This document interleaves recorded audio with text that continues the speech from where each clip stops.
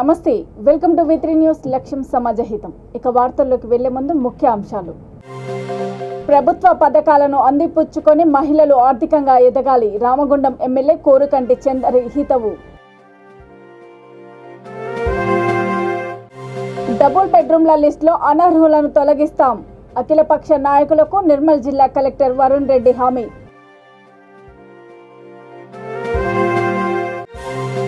రోజు రోజుకు పెరుగుతున్న గుండెపోటు బాధితులు. యశోద ఆసుపత్రి కార్డియాలజిస్ట్ డాక్టర్ ప్రమోద్ కుమార్ వెల్లడి.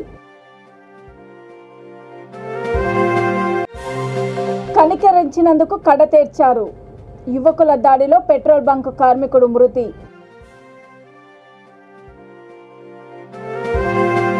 ప్రభుత్వ పథకాలను అందిపుచ్చుకొని మహిళలు ఆర్థికంగా ఎదగాలని పెద్దపల్లి జిల్లా రామగుండం ఎమ్మెల్యే కోరుకంటి చందర్ కోరారు. గోదావరి కని రావుసు పాఠశాలలో ఏర్పాటు చేసిన మహిళా దినోత్సవం వేడుకల్లో ఆయన మాట్లాడుతూ ముఖ్యమంత్రి కేసీఆర్ మహిళల అభివృద్ధి కోసం అనేక సంక్షేమ పథకాలను ప్రవేశపెట్టారని అన్నారు. రాజకీయాల్లో సైతం మహిళలకు సముచిత స్థానం కల్పించి తమ ప్రభుత్వం గౌరవించిందని గుర్తు చేశారు. మహిళలు సంస్కృతి సాంప్రదాయాలను పాటిస్తూ కుటుంబ వ్యవస్థను సమగ్రంగా నిర్వహిస్తున్నారని రావు సంస్థల చైర్మన్ ప్రభాకర్ రావు కొనియాడారు. మహిళా దినోత్సవ వేడుకల్లో భాగంగా ఏర్పాటు చేసిన సాంస్కృతిక కార్యక్రమాల్లో మహిళలు ఉత్సాహంగా పాల్గొన్నారు. వివిధ రంగాల్లో గుర్తింపు పొందిన మహిళలను ఈ సందర్భంగా సన్మానించారు.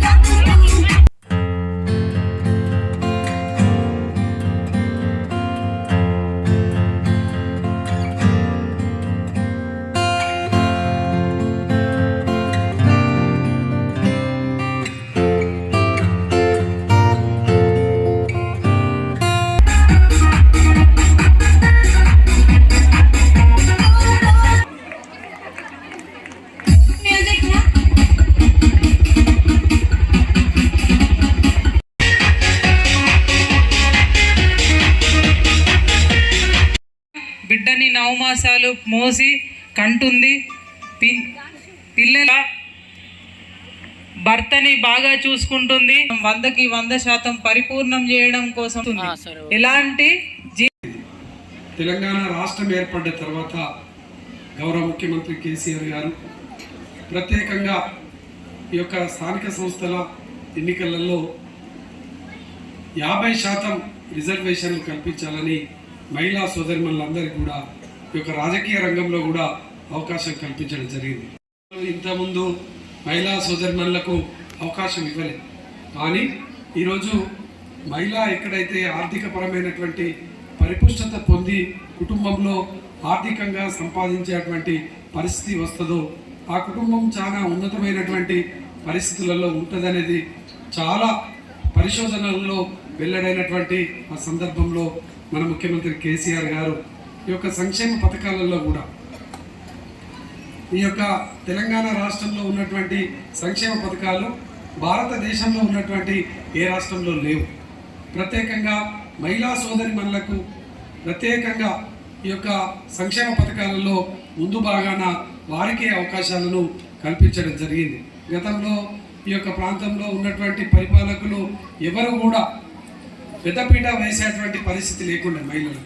కానీ మన ముఖ్యమంత్రి కేసీఆర్ గారు మాత్రమే ఈ యొక్క అవకాశాలను అనేక విధులుగా ఆరోగ్య లక్ష్మి కానీ, కేసీఆర్ కిట్ కానీ, అదేవిధంగా కళ్యాణ లక్ష్మి పథకం కానీ అనేక పథకాలను ఇలా మహిళల పేరు మీదనే ప్రారంభం చేసి ఇలా గొప్పగా పరిపాలన చేస్తున్నటువంటి ముఖ్యమంత్రి మన కేసీఆర్ గారు. ఈరోజు అంతర్జాతీయ మహిళా దినోత్సవాన్ని పురస్కరించుకొని యాక్చువల్గా 8వ తారీఖున ఉండాల్సింది. కొద్దిగా కన్ఫ్యూషన్ ఉందనేటువంటి ఉద్దేశంతో ఈ హోలీ సందర్భంగా దానికన్నా ముందే కండక్ట్ చేయాలనే ఉద్దేశంగా మహిళలందరికీ అంతర్జాతీయ శుభాకాంక్షలు తెలుపుతూ ఈ కార్యక్రమాన్ని ఏర్పాటు చేసుకోవడం జరిగింది. మహిళ ప్రాముఖ్యత, మహిళల యొక్క ఇంపార్టెన్స్, మహిళా శక్తి, మహిళల యొక్క సాధికారత గురించి, మహిళలకు ఉన్నటువంటి హక్కుల గురించి మహిళలు తెలుసుకోవాల్సిన అవసరం ఉంది. మహిళను మొదటి నుంచి భారతదేశంలో మన సంస్కృతి సంప్రదాయాల ప్రకారంగా మహిళలను గౌరవిస్తున్నాం. కొంతకాలం పీరియడ్లో ఏదో బాల్య వివాహాలు వితంతు వివాహాల గురించి కొంచెం వివాదం జరిగింది. కానీ ఆ తర్వాత మహిళలకి అధికారం ఇవ్వడం, మహిళలకి ఇంపార్టెన్స్ ఇవ్వడం, మహిళలను గౌరవించడం అనేది అనాదిగా వస్తున్నటువంటి ఈ సంప్రదాయాన్ని మనం కంటిన్యూ చేయాలనే ఉద్దేశంతో రావుస్ విద్యా సంస్థ మన మహిళలకి ఈ శుభాకాంక్షలు, తర్వాత వారిలో ఉన్నటువంటి నిగూఢంగా దాగినటువంటి శక్తిని మరొకసారి గుర్తు చేయడానికి కోసం ఈ ఏర్పాటు చేయడం జరిగింది. మహిళ యొక్క ఔన్నత్యం ఏంటంటే చూడండి, చిన్న పిల్లలప్పటి నుంచి చెల్లిగా, తల్లిగా, ఒక అత్తగా, తర్వాత కోడలిగా ఎన్నో పాత్రలు పోషిస్తూ కుటుంబాలని నిలబెడుతున్నటువంటి వ్యవస్థ ఇది. అందులో మహిళల యొక్క పాత్ర ఎంతో గణనీయమైనదని మనం చెప్పచ్చు. ఎందుకంటే ఉదాహరణకి తీసుకుంటే ఈవెన్ ప్రతి విషయంలో కూడా పని చేయడంలో ఎంతో సహనంతో పనిచేసేటువంటి వ్యక్తులు మనం చూస్తున్నాం. పిల్లల్ని పెంచడంలో కానీ, పోషించడంలో కానీ, వాళ్ళకి చదువు చెప్పడంలో కానీ, మొట్టమొదటి టీచరే అసలు యాక్చువల్గా అమ్మ అనే విషయాన్ని మనం గమనించాలి. కాబట్టి ఏంటంటే అమ్మ అంటే వాళ్ళు ఒక మామూలు వ్యక్తిగా కాకుండా ఒక శక్తిగా మనం గౌరవించాల్సినటువంటి అవసరం ఉంది. ఈవెన్ అమ్మతనం అనేది ఒక గొప్ప శక్తి, ఒక గొప్ప దివ్యమైనటువంటి శక్తి వాళ్ళకు ఉందనే విషయాన్ని మనం వాళ్ళకి మరొకసారి గుర్తు చేయాల్సిన అవసరం ఉంది. సో వారికి ప్రతి రంగంలో కూడా వాళ్ళు ఎదుగుతున్నటువంటి వేళ ఈరోజు చిన్నప్పటి నుంచి మొదలెడితే పెద్ద అంతరిక్షం వరకు కూడా వాళ్ళు ఎన్నో పనులు సాధిస్తూ వాళ్ళు చిన్న ఉద్యోగం నుంచి పెద్ద ఉద్యోగం వరకు కూడా వాళ్ళు సక్సెస్ఫుల్గా వాళ్ళ మేనేజ్మెంట్ స్కిల్స్ చూస్తుంటే ఎంతో ఆశ్చర్యమిస్తుంది. వంటగదిలో పోపు డబ్బాలు ఎట్లా పెట్టుకోవాలి దగ్గర నుంచి మొదలెడితే గ్యాస్ స్టవ్ను ఎట్లా సెట్ చేసుకోవాలి మేనేజ్మెంట్ దగ్గర నుంచి వంటలు చేయడం, అందరికీ భోజనాలు పెట్టడం, అందరినీ శుభ్రంగా ఉంచడం, ఇల్లు శుభ్రంగా ఉండడం, ఈ మేనేజ్మెంట్ స్కిల్సే వాళ్ళకు ఎక్కువగా అసలు ఎన్నో ఉన్నటువంటి స్కిల్స్ ఉన్నటువంటి వాటిని మనం గుర్తించి ఏంటంటే మహిళలకు ప్రతి విషయంలో కూడా అవకాశం ఇవ్వాలి. భారతదేశంలో మనకు ఉన్నటువంటి ప్రపంచవ్యాప్తంగా మనకు 50% పాపులేషన్ ఉన్నటువంటి మహిళలకు అన్ని రంగాల్లో కూడా 50% అవకాశాలు ఇస్తే కానీ తప్ప వాళ్ళకి ఆల్రెడీ మనం చూస్తున్నాం ఎంతోమంది గొప్ప శక్తులుగా వాళ్ళు ముందుకెళ్తున్నారు. ఈ మధ్యకాలంలో చూస్తుంటే మన కర్ణాటకలో ఒక ఐఏఎస్ ఆఫీసరు సింధు డబుల్ బెడ్రూమ్ల జాబితాలో అనర్హులను తొలగిస్తామని నిర్మల్ జిల్లా కలెక్టర్ వరుణ్ రెడ్డి హామీ ఇచ్చారని అఖిలపక్ష నాయకులు తెలిపారు. ఖానాపూర్ డబుల్ బెడ్రూమ్ల కేటాయింపులో జరిగిన అవకతవకలపై అఖిలపక్షం ఆధ్వర్యంలో కలెక్టర్ కార్యాలయం ముందు ధర్నా ర్యాలీ నిర్వహించారు. అనంతరం కలెక్టర్కి వినతి పత్రం అందజేశారు. దీనిపై స్పందించిన కలెక్టర్ డబుల్ బెడ్రూమ్ల కేటాయింపులో అర్హులకు న్యాయం చేస్తామని, అనర్హులను తొలగిస్తామని హామీ ఇచ్చారని అన్నారు. సిపిఐ ఎంఎల్ ప్రజాపంత ఆదిలాబాద్ ఉమ్మడి జిల్లా కార్యదర్శి నంది రామయ్య, అఖిలపక్ష నేతలు రాజుల సత్యము, నైని సంతోష్, దోనికిని Dayanand, municipal floor leader Rajula Satyam, Shabbir Pasha, Congress party mandal general secretary Shabbir Pasha, P O W జిల్లా ప్రధాన కార్యదర్శి కె లక్ష్మి తదితరులు పాల్గొన్నారు.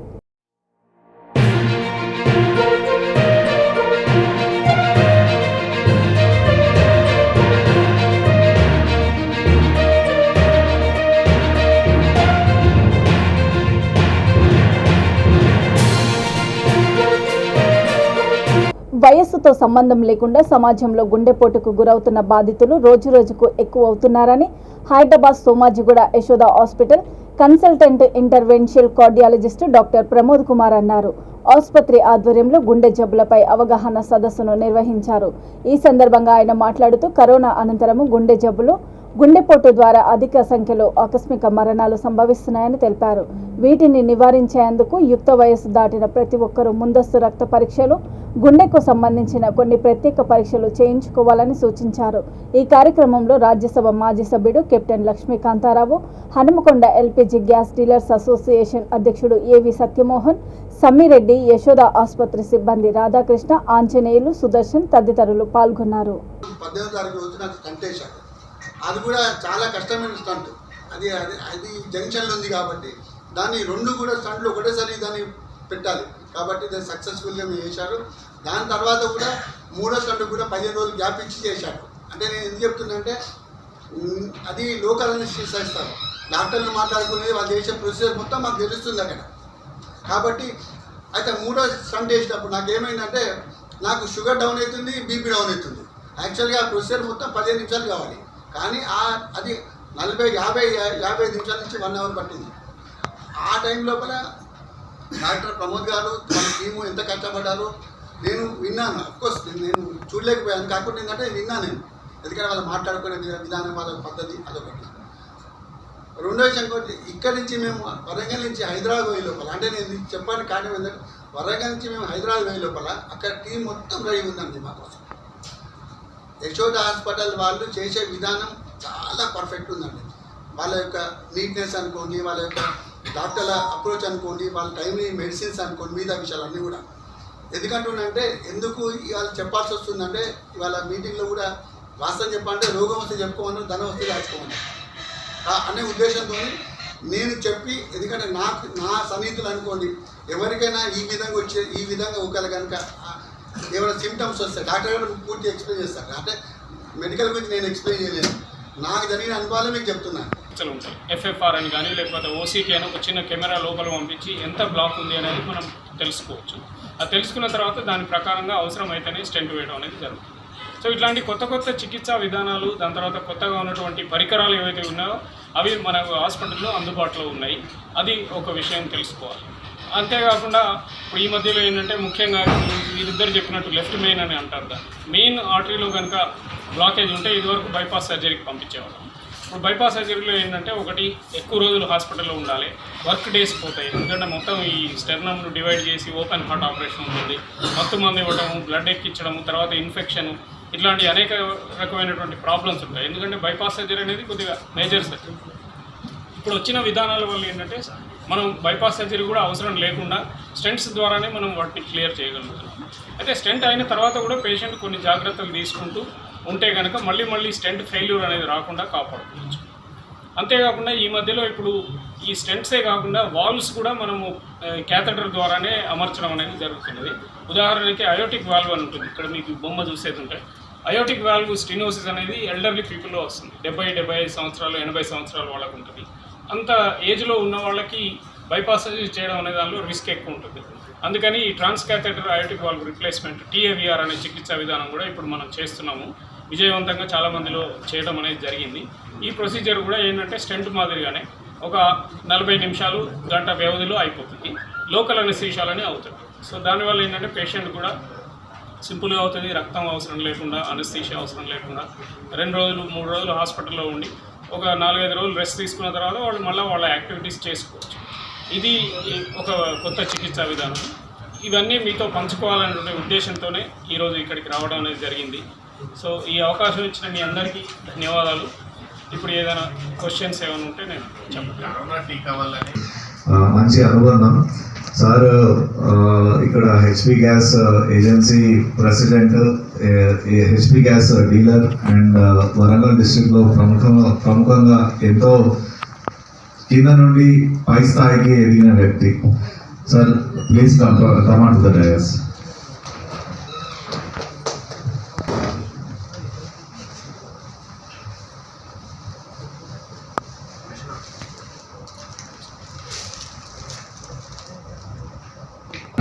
డాక్టర్ ప్రమోద్ కుమార్ గారిని,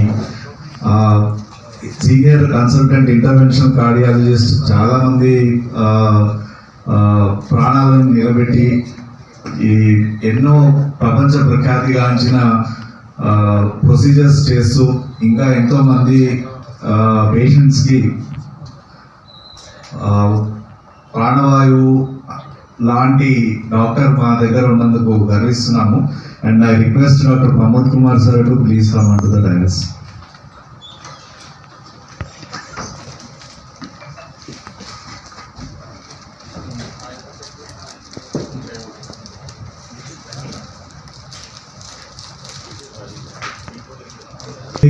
Sri Samireddy garu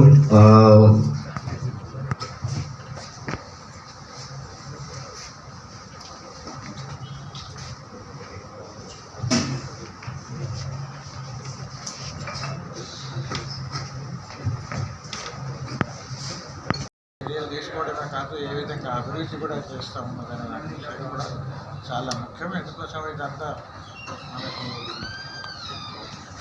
మన యొక్క మెడికల్ సంబంధించింది కాదు.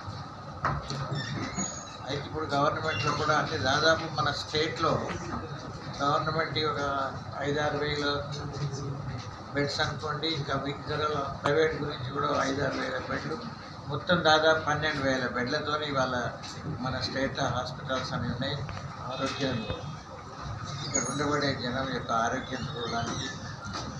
ఇదే కాకుండా మీరైతే మీ అందరి ప్రెస్ కాబట్టి మీ అందరికీ ఇంకా బాగా తెలిసి ఉంటుంది. మన వరంగల్లో కూడా ఒక పెద్ద సూపర్ స్పెషాలిటీ హాస్పిటల్ ప్రభుత్వం వైపు నుంచి రాబోతాం. మరి ఒక వరంగల్లో సూపర్ స్పెషాలిటీ చాలా గొప్ప ఎత్తున కాకుండా ఇతర జాగాలలో కూడా ఇతర జిల్లాలలో కూడా మరి ప్రభుత్వం వైపు నుంచి వెళ్ళి హాస్పిటల్స్ అనేవి డెవలప్ అయినాయి. నిన్ననే నేను టీవీలో చూసిన మరి మన హరీష్ రావు గారు చెప్తా ఉన్నారు ఏంటంటే తొమ్మిడుగురు పిల్లవాళ్ళకి కూడా హార్ట్ ఆపరేషన్ జరిగిందని, వాళ్ళందరూ మంచిగానే ఉండాలని ఒక టీం కూడా బయట నుంచి వచ్చి మరి వారికి ఆపరేషన్ కూడా మన టీంతో కలిసి చేయడం కూడా జరిగిందని. ఆ ప్రకారంగా మన స్టేట్లో ఆరోగ్యం గురించి ఎంతో శ్రద్ధ తీసుకోవడం జరుగుతున్నదని చెప్తూ పాత్రికేయ మిత్రులు అందరూ దయచేసి భోజనాలు ఏర్పాటు చేయడం జరిగింది. భోజనం చేసి వెళ్ళాలి. రంగారెడ్డి జిల్లా నార్సింగ్లో దారుణం జరిగింది. పెట్రోల్ పంపులో పనిచేసే కార్మికుడిపై 3 యువకులు దాడి చేశారు. దాడిలో సంజయ్ అనే కార్మికుడు మృతి చెందగా మరొకరికి గాయాలయ్యాయి. సోమవారం అర్ధరాత్రి 12 గంటలకు జాన్వాడలోని హెచ్పి పెట్రోల్ పంపులో ఒక కారు వచ్చి ఆగింది. అక్కడ పనిచేస్తున్న కార్మికులు పెట్రోల్ లేదని చెప్పారు. తాము చాలా దూరం వెళ్లాలని కారులో వచ్చిన యువకులు బతిమిలాడారు. దాంతో కనికరించి పెట్రోల్ పోశారు. యువకులు ఇచ్చిన కార్డు పనిచేయకపోవడంతో క్యాష్ ఇవ్వమని క్యాషియర్ అడిగాడు. దాంతో వారు తమకే ఎదురు మాట్లాడతావా అంటూ రెచ్చిపోయారు. క్యాషియర్ చోటుపై దాడి చేశారు. కొట్టకండి అంటూ మరో కార్మికుడు సంజయ్ అడ్డుపడడంతో అతనిపై వారు పిడిగుద్దులు గుద్దడంతో అక్కడికక్కడే కుప్పకూలిపోయాడు. బంకు నిర్వాహకులు అతనిని హుటాహుటిన ఆసుపత్రికి తరలించగా అప్పటికే మృతి చెందాడు. దాడి చేసిన యువకులు అక్కడి నుండి కారులో పరారైపోయారు. ఈ దృశ్యాలన్నీ సీసీ కెమెరాలో రికార్డయ్యాయి. ఈ దాడికి పాల్పడిన 3 యువకులపై పోలీసులు కేసు నమోదు చేసి దర్యాప్తు చేపట్టారు. నిందితులను జాన్వాడ గ్రామానికి చెందిన నరేందర్, మల్లేష్, అనూఫ్గా గుర్తించారు. వారి కోసం పోలీసులు గాలింపు చర్యలు చేపట్టారు.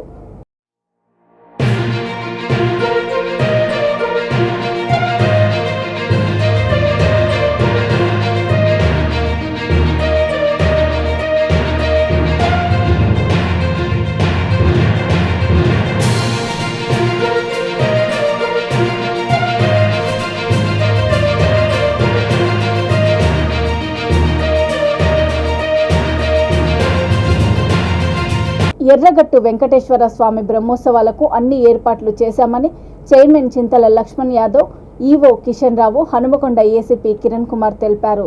స్వామివారి బ్రహ్మోత్సవాలు ఈ నెల 11 వరకు జరుగుతాయని మీడియా సమావేశంలో వారు తెలిపారు. భక్తులకు ఎలాంటి అసౌకర్యాలు కలగకుండా చర్యలు చేపట్టామని, భారీ పోలీస్ బందోబస్తు ఏర్పాటు చేశామని అన్నారు. ఈ సమావేశంలో ఆలయ పాలక మండలి ధర్మకర్తలు, అర్చకులు, ఆలయ సిబ్బంది తదితరులు పాల్గొన్నారు. అసంపర్తి చైర్మన్ ఉంటే అసంపర్తి ముందు వస్తాయి, భీమారావులు ఉంటే భీమారా రెండు సమానంగా తీసుకోబోతాను అంతే. ఆ రోడ్డుకి భీమారం, ఈ రోడ్డుకి భీమారం అంటే భీమారం అసంపర్తి మండలం, భీమారం మండలమా? మండలం కాదు కదా. ఎర్రగట్టుగుట్ట వెంకటేశ్వర స్వామి బ్రహ్మోత్సవాల సందర్భంగా 7వ తారీఖు నుండి 11వ తారీఖు ఉత్సవాలు జరుగుతాయి. ఈ ఉత్సవాల భాగంగా దాదాపు చుట్టుపక్కల కానీ ఈ దగ్గర గ్రామాలలో కానీ దాదాపు 1-2 లక్షల పైచిలకు భక్తులు వస్తారని అంచనా వేస్తున్నారు. సో దీనికి సంబంధించింది భక్తులకు ఎలాంటి అసౌకర్యం కలిగించకుండా వాళ్ళు దర్శనం చేసుకునే విధంగా, అదేవిధంగా వాళ్ళకి ఇక్కడ ఉన్నటువంటి సౌకర్యాలు కల్పించే విధంగా రెవెన్యూ డిపార్ట్మెంటు, ఎండోమెంట్ డిపార్ట్మెంటు, అదేవిధంగా ట్రస్ట్ బోర్డు ప్లస్ అదేవిధంగా పోలీసులు అందరూ కలిసి కోఆర్డినేషన్గా ఈ యొక్క అరేంజ్మెంట్స్ కానీ, ఈ యొక్క భక్తులకు ప్రాపర్గా క్యూ లైన్ మెయింటెనెన్స్ గురించి కానీ బందోబస్తు అంతా ఏర్పాటు చేసి దీన్ని సవ్యంగా జరుపుతామని చెప్పి ఆశిస్తున్నాం. ఈ భద్రత విషయంలో ఈ ట్రాఫిక్ నిబంధనలు ఎట్లా ఇచ్చారు సార్? దారి మళ్లింపుల కోసం ట్రాఫిక్ ఎక్కువ అవుతుంది. ట్రాఫిక్ ఆ టైంని బట్టి, సిచ్యువేషన్ బట్టి రాత్రి ఉంది బ్రహ్మోత్సవాలు, రేపు రాత్రి ఎక్కువ రష్ ఉంటారని చెప్పి అన్నారు. రేపు మళ్ళీ ఎర్లీ మార్నింగ్ మళ్ళీ సాయంత్రం ఉంటుంది అంటున్నారు. ఆ టైంని బట్టి, సిచ్యువేషన్ బట్టి ట్రాఫిక్ డైవర్షన్ అవసరం లేకుండా ఒక 1 వే, ఇప్పుడు పెద్ద రోడ్ని ఒక సైడ్ అంత ఇటు పెట్టేసుకుని ఆ రోడ్ అవతల రోడ్ని 2 వే లాగా యూజ్ చేసుకొని ట్రాఫిక్ వాళ్ళ సిబ్బంది వాళ్ళతో కూడా కోఆర్డినేట్ చేసుకొని ఆ ట్రాఫిక్ కూడా ఎలాంటి అంతరాయం కలగకుండా చూసుకుంటాం. ఇన్ కేస్ బాగా ట్రాఫిక్ ఇబ్బంది అయితే అప్పుడున్న సిచ్యువేషన్ బట్టి దాన్ని డైవర్షన్ చేయాలా, ఇంకొద్దిగా ఆపాలా, లేకపోతే ఇంకొద్దిగా దాన్ని రెగ్యులేట్ చేయాలని ఆలోచిస్తాం సిచ్యువేషన్ బట్టి. Okay, right, thank you. Kalyanakatta కూడా ప్రారంభం చేసినాం. కళ్యాణకట్ట నూతనంగా కళ్యాణకట్ట చేసినాం. 100 రూపాయల టికెట్ చేసినాం. శీఘ్ర దర్శనం 50 రూపాయల టికెట్ ఉన్నది, ఫ్రీ దర్శనం ఉన్నది. ఏ లైన్కు ఆ లైన్ భక్తులు ఇబ్బంది పడకుండా వాళ్ళకు పైకి గంట దీపానికి కూడా పైదాకా రేకుల షెడ్ చేసినాం. గతంలో ఎమ్మెల్యే గారు ఇక్కడ టాయిలెట్స్ లక్ష్మణ్ యాదవ్ దేవస్థాన చైర్మన్. ధర్మాదాయ శాఖ శ్రీ ఎర్రగడ్డ వెంకటేశ్వర దేవస్థానం బ్రహ్మోత్సవాలు ఉదయం 7వ తారీఖు నుండి 11వ తారీఖు వరకు 5 రోజులు అంగరంగ వైభవంగా నిర్వహించబడతాయి. ఇట్టి బ్రహ్మోత్సవాల భాగంగా రేపు 7వ తారీఖు మంగళవారం సాయంత్రం భీమవరం నుంచి అసన్పర్తి గ్రామాల నుంచి దేవతామూర్తులు రథం ద్వారా రాత్రి 10:30 వరకు దేవస్థానం చేరుకుంటాయి. రాత్రి 11:40 కళ్యాణ మహోత్సవం నిర్వహించబడుతుంది. 1:30 రాత్రి 2 గంటల వరకు కళ్యాణ మహోత్సవం నిర్వహించబడుతుంది. తదుపరి 4 రోజులు 8వ తారీఖు నాడు సాయంత్రం 7 గంటలకు చిన్న చక్రంలో బండ్లు తిరుగు కార్యక్రమం. 9వ తారీఖు విశేష పూజ కుంకుమార్చనలు, హారతి ప్రసాద వినియోగంలో. 10వ తారీఖు క్షీరాభిషేకం, అర్చనలు చేయబడను. 11వ తారీఖు సాయంత్రం 6 గంటలకు స్వామివార్లు మరియు అమ్మవార్లు భీమవరం ఎక్కడి నుంచి తీసుకొచ్చారో దేవతామూర్తులు మళ్ళీ తిరిగి అసరపర్తి భీమవరంలో 11వ తారీఖు సాయంత్రం 6 గంటలకు దేవస్థానం నుండి గ్రామంలో బయలుదేరుతాయి. ఈ బ్రహ్మోత్సవంలో భాగంగా 5 రోజులు దాదాపు 2 లక్షల మంది భక్తులు పాల్గొంటారు. భక్తులకు సరిపడా నీటి వసతి మరియు క్యూ లైన్, ధర్మదర్శనం, చీక దర్శనం, ప్రత్యేక దర్శనం ఏర్పాటు చేయమన్నది. భక్తులకు ఎలాంటి ఆటంకం కలగకుండా మా రవికుమార్ గారు ఏసీపీ గారు ఆధ్వర్యంలో మంచి బందోబస్తు ఏర్పాటు చేస్తున్నారు.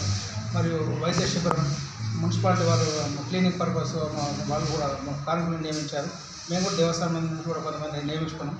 మా చైర్మన్ లక్ష్మణ్ యాదవ్ గారి ఆధ్వర్యంలో మంచి అన్ని ఏర్పాట్లు చేసుకున్నాం. ఇట్టి కార్యక్రమంలో భక్తులకు ఎలాంటి ఆటంకాలు కూడా అన్ని ఏర్పాటు చేయబడినవి. మరియు ప్రతి కార్యక్రమం స్థానిక ఎమ్మెల్యే ఆరు రమేష్ గారి సూచనల మేరకు ఇట్టి కార్యక్రమాలు తీసుకొని వచ్చింది. మరియు మా డిప్యూటీ కమిషనర్ శ్రీకాంతరావు గారి సూచనలు కూడా తీసుకొని వారి అభిప్రాయాల మేరకు, వారి సూచనల మేరకు జాతర సక్సెస్గా చేయడం చైర్మన్ గారు ధర్మగట్ల మాది మేము అందరూ కృషి చేయాలని తమకు తెలియజేయాలి. నా పేరు కిషన్ రావు, ఈఓ ఎర్రగడ్డ వెంకటేశ్వర దేవస్థానం.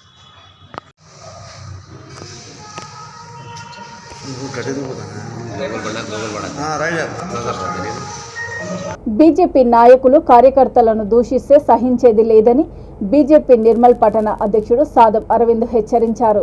పార్టీ కార్యాలయంలో ఆయన మాట్లాడుతూ బీఆర్ఎస్ నాయకుడు మున్సిపల్ చైర్మన్ గంటతీశ్వర్ తమ పార్టీ సీనియర్ నాయకుడు రావుల రామ్నాథ్ను ఉద్దేశించి చేసిన వ్యాఖ్యలను తీవ్రంగా ఖండించారు.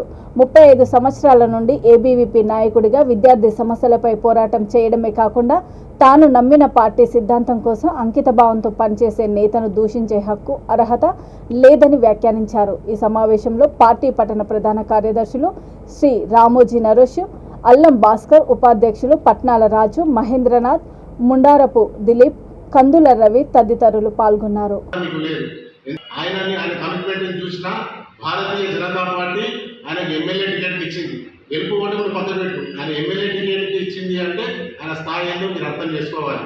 అంతేకాదు ఇవాళ మరి అతని పని పాటలేని వ్యక్తిగా చెప్తున్నారు.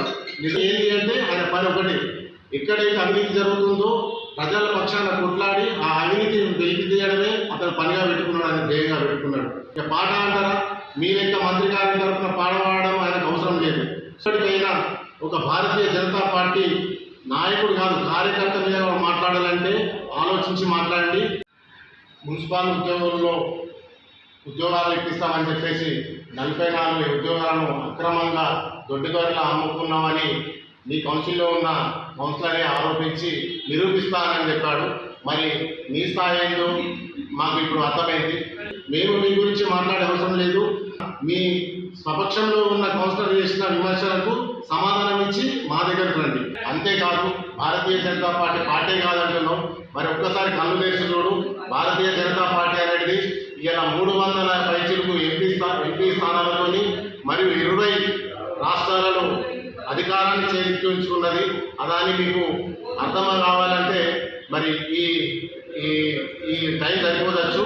కాబట్టి మీరు ఒక్కసారి భారతీయ జనతా పార్టీ గురించి కానీ, నాయకుల గురించి కానీ, కార్యకర్తల గురించి కానీ మాట్లాడేటప్పుడు లైన్ దాటి మాట్లాడద్దని చెప్పేసి మేము ఈ సందర్భంగా డిమాండ్ చేస్తున్నాం.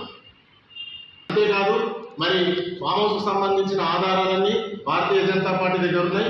ఆధారాలతో సహా మేము మీరు ఎక్కడ పిలిచినా అక్కడ రావడానికి భారతీయ జనతా పార్టీ రెడీగా ఉంది.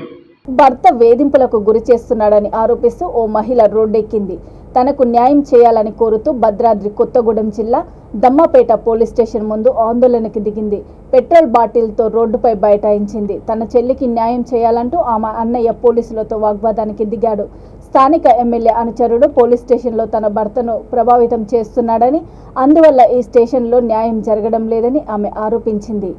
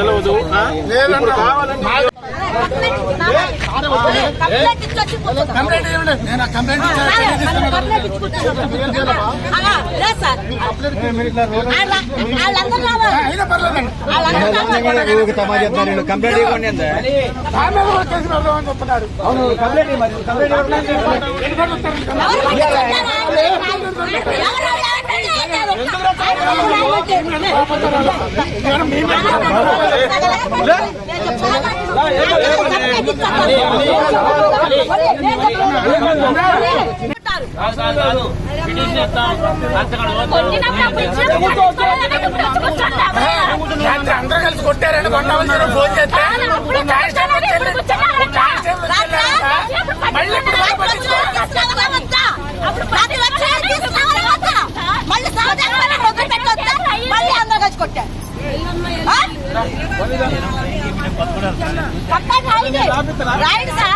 రాయండి ఎక్కడుండే సర్పంచ్ రాయండి బజార్కి రాకముందు బజార్కి వచ్చాక ఇక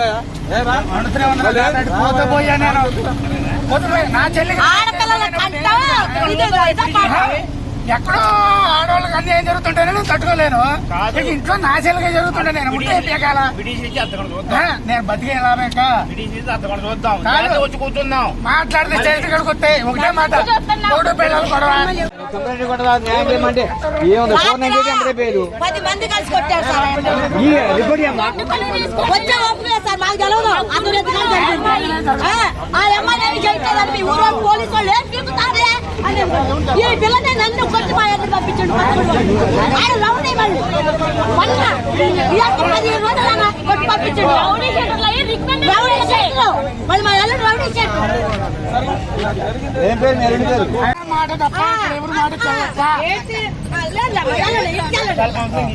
సూర్యాపేట జిల్లా కేంద్రంలోని ప్రభుత్వ జూనియర్ కళాశాల ప్రాంగణంలో లైట్లు లేవు.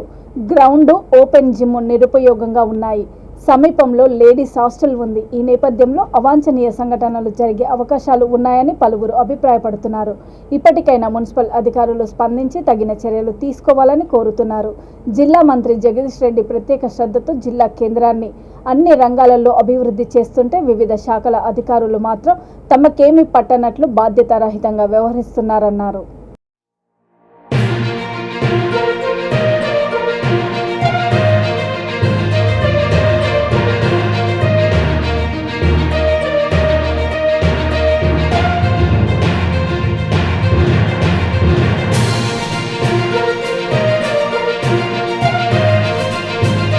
నాగర్ కర్నూలు జిల్లా చారకొండ మండలం గోకారం ఉప సర్పంచ్ భాస్కర్ మృతికి ఎన్జేవై చారిటబుల్ ట్రస్ట్ చైర్మన్, బీఆర్ఎస్ మండల వర్కింగ్ ప్రెసిడెంట్ జూపల్లి వెంకటయ్య యాదవ్ సంతాపం తెలిపారు.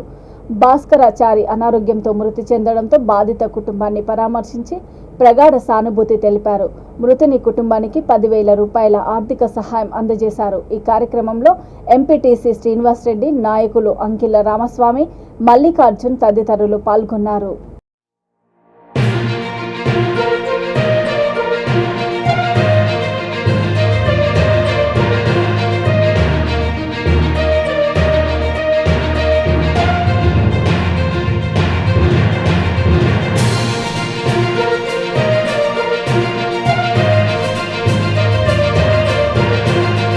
గుంటూరు జిల్లా తెనాలిలో దారుణం చోటు చేసుకుంది. మద్యం మత్తులో 2 స్నేహితులు గొడవపడ్డారు.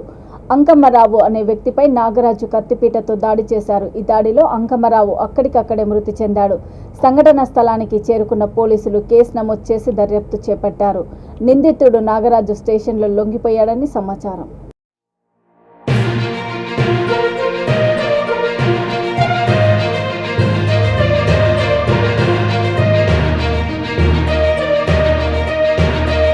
వార్తలు ముగించే ముందు ముఖ్యాంశాలు మరోసారి. ప్రభుత్వ పథకాలను అందిపుచ్చుకొని మహిళలు ఆర్థికంగా ఎదగాలి. రామగుండం ఎమ్మెల్యే కోరుకంటి చందర్ హితవు. డబుల్ బెడ్రూమ్ల లిస్టులో అనర్హులను తొలగిస్తాం. అఖిలపక్ష నాయకులకు నిర్మల్ జిల్లా కలెక్టర్ వరుణ్ రెడ్డి హామీ.